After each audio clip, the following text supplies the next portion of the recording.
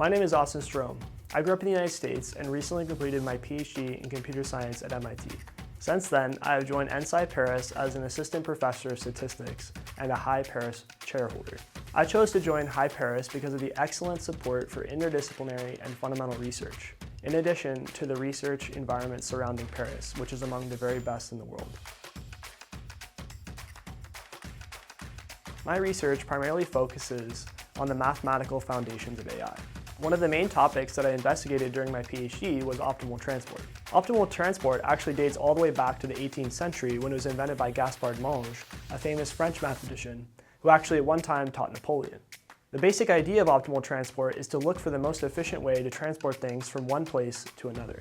In that way, it is a very practical problem with many concrete applications. But over the past 40 years, it has gradually been understood that optimal transport has a very deep mathematical structure, which gives groundbreaking new perspectives on problems in math, machine learning, and statistics.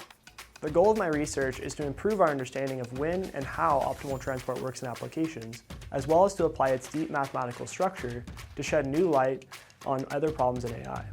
A core issue in modern applications of optimal transport is the high dimensionality of the data. For example, images are represented by many numbers.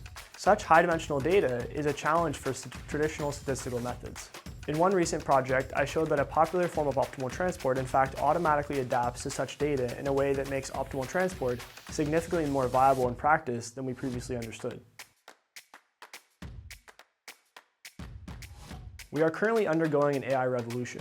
Machine learning systems will be increasingly a part of our lives. So understanding when and how they work is a very important problem, and one which we are only beginning to solve.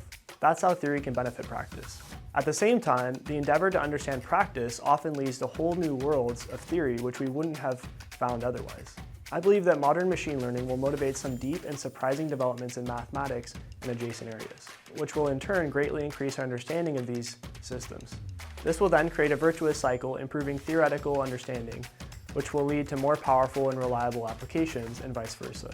Ultimately, these improvements will allow us to better control and deploy powerful machine learning systems to benefit society in ways that we collectively deem best. For example, to improve productivity, energy efficiency, and healthcare.